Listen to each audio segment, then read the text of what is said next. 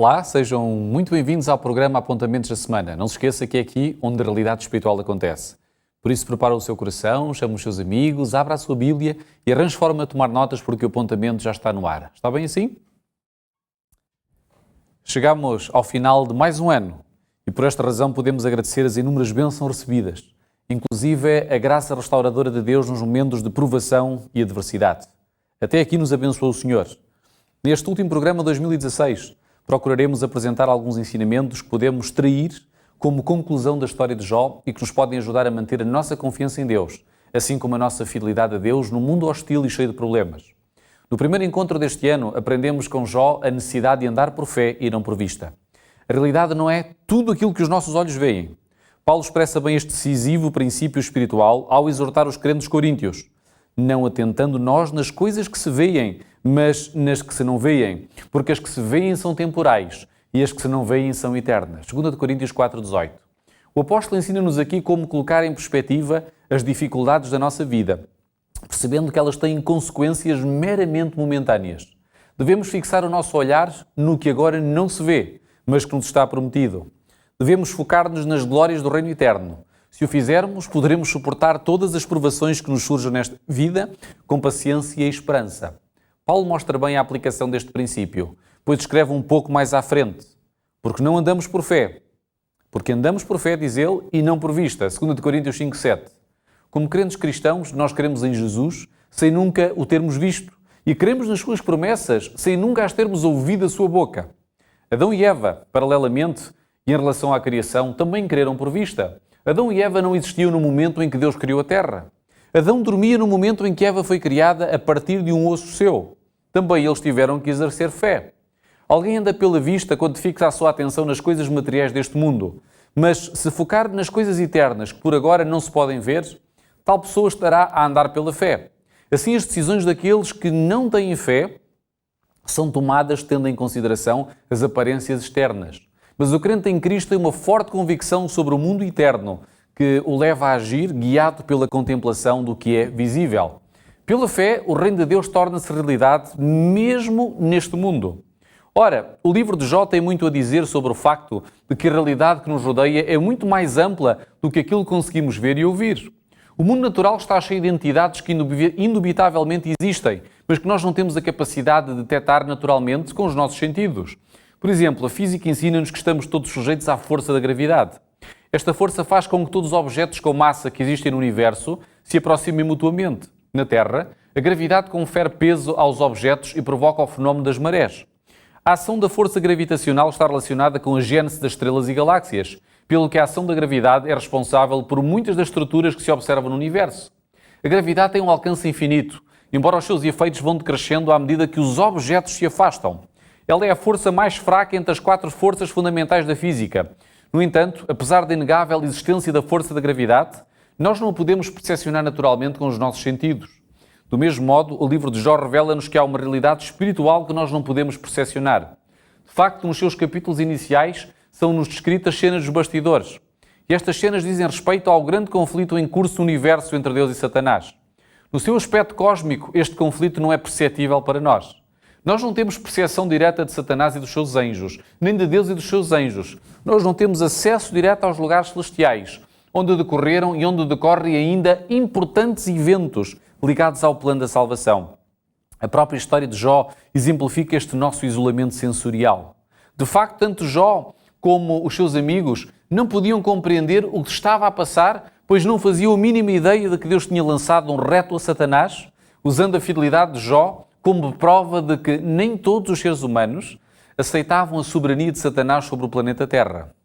Do mesmo modo, nós também podemos sentir as consequências do conflito cósmico entre as forças do bem e as hostes do mal, sem que percebamos exatamente o que é que está a passar nos bastidores, aos quais não temos acesso.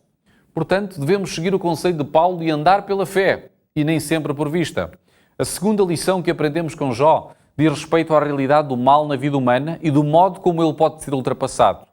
Não há dúvida que vivemos a nossa vida sempre sob a ameaça do sofrimento e da dor. Quando contemplamos a realidade do nosso mundo, vemos todos os tipos de males, tanto os naturais como os morais. A fome, a doença, o crime, a guerra, as catástrofes naturais são omnipresentes no nosso planeta. E esta é uma realidade que não podemos escapar. Sabemos também que a nossa vida irá terminar na morte. Assim, nada parece fazer sentido no seio da nossa realidade cotidiana. Nesta medida, a experiência de Jó pode ser tomada como sendo um símbolo da condição humana. Jó sofreu e nós sofremos como ele. No entanto, o livro de Jó tem uma mensagem positiva que confere sentido à vida. Deus está presente neste mundo. Deus revela-se a nós como se revelou a Jó. É verdade que Jó foi uma testemunha de uma teofania, uma manifestação visível e audível de Deus. E a maior parte de nós nunca teve a aventura de contemplar Deus. Mas nós também temos algo que Jó não tinha, uma revelação escrita. Nós temos a Bíblia, da qual faz parte o livro de Jó. Nela nós temos a promessa de Deus de que esta vida não é tudo o que existe. A Bíblia revela-nos as realidades espirituais a que não temos acesso pelos sentidos. Há um Deus bom e compassivo que rege o universo. E este Deus promete corrigir na vida eterna aquilo que de mal ocorreu na presente vida. Portanto, há esperança de uma vida eterna, felicidade depois de passadas as provas desta vida. E esta poderosa mensagem da revelação bíblica deve nos fortalecer da nossa decisão de nos mantermos fiéis a Deus, mesmo no meio da adversidade. Jó serve-nos de exemplo, pois ele foi alguém que manteve a sua fé e a sua integridade, apesar das extremas dificuldades pelas quais ele passou. A terceira lição que podemos aprender com o livro de Jó diz respeito ao que a nossa salvação custou a Jesus. De facto, alguns teólogos estabelecem um paralelo entre a história de Jó e a história de Jesus. Vamos ver alguns dos paralelos existentes. O primeiro deles encontra-se quando comparamos Jó 1.1 com 1 João 2.1, ou Tiago 5.6. O texto do livro de Jó descreve como um homem sincero, reto e temente a Deus, que se desviava do mal. Os textos do Novo Testamento que citámos caracterizam Jesus como sendo justo. Portanto, há aqui uma semelhança no apego de Jó e de Jesus aos princípios da lei moral de Deus. É evidente que, como dissemos num programa anterior, Jó não era absolutamente sem pecado. A sua justiça e retidão não eram absolutas. Já em Jesus nós temos o exemplo do único ser humano que pode ser considerado absolutamente justo, isto é, sem pecado. Outro paralelo existente entre Jó e Jesus descobre-se quando comparamos a tentação de Jesus em Mateus 4.1-11 com a tentação que Jó foi sujeito por ação de Satanás. E esta tentação de Jó é claramente perceptível e atinge o seu auge quando a sua mulher lhe diz amaldiçoa Deus e morre. Jó 2.9. Jó rejeitou a tentação e permaneceu firme na sua integridade moral e na sua lealdade a Deus. Do mesmo modo, Jesus rechaçou a tentação de que foi alvo, mantendo a sua lealdade ao Criador. Confrontado com a tentação de ganhar o domínio de todos os reinos do mundo em troca de um simples gesto de adoração prestado a Satanás, Jesus respondeu: vai-te, Satanás, porque está escrito, ao Senhor teu Deus adorarás e só a Ele servirás. Outro paralelo existente entre a experiência de Jó e a de Jesus encontra-se quando comparamos as acusações dirigidas a Jesus em Mateus 26:61, Lucas 11:15 e 16 e João 18:30, com as acusações que os amigos de Jó lhe dirigiram. No caso dos textos neotestamentários que citámos, Jesus é falsamente acusado pelos seus inimigos de blasfemar, de estar ao lado de Satanás e de ser malfeitor. No caso do livro de Jó, fica patente como os seus amigos o acusaram de ser um grande pecador e de ter abandonado o lado de Deus.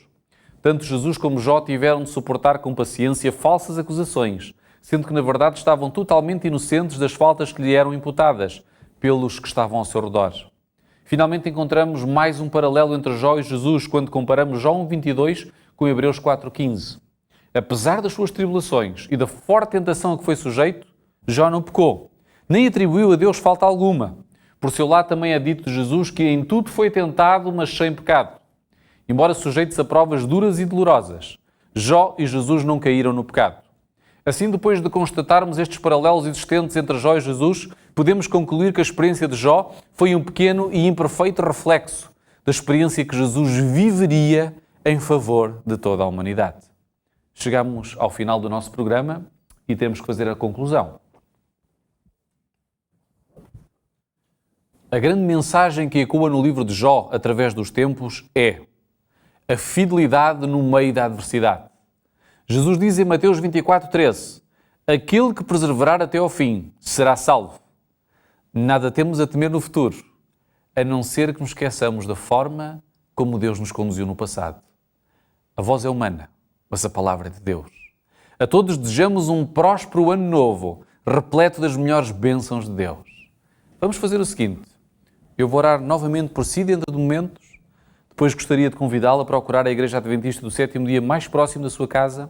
Poderá fazê-lo através do seguinte endereço: localize a igreja mais próxima, vá até lá, diga que é convidado especial deste programa, nosso convidado de honra, ali vai receber acompanhamento espiritual, poderá esclarecer dúvidas que eventualmente possam ter surgido durante este ano ou durante este programa e vai se preparar para a vida eterna. Felicitamo-lo pela sua decisão. Vamos orar. Bom e amoroso Deus, agradecemos-te porque chegamos ao final de mais um ano. A tua graça foi extraordinária para connosco, mesmo nos momentos difíceis, mesmo nos momentos de adversidade. E podemos claramente dizer que até aqui nos abençoou o Senhor. Ajuda-nos a perspectivar desde já o novo ano, sabendo que o futuro constrói-se no presente. E a melhor decisão que podemos tomar é fazer como Jó, caminhar a todo o instante na tua presença. Mesmo quando não estivermos a perceber o que está a passar, mesmo perante situações de injustiça, nós queremos estar ao teu lado, decidir estar contigo até o nosso último suspiro ou até o teu último regresso. Ajuda-nos a fazer a construção deste caráter espiritual, para quando tu vieres possamos ser achados dignos de viver um dia contigo. São estas as bênçãos que pedimos, em nome e pelos méritos de Jesus Cristo. Amém, Senhor.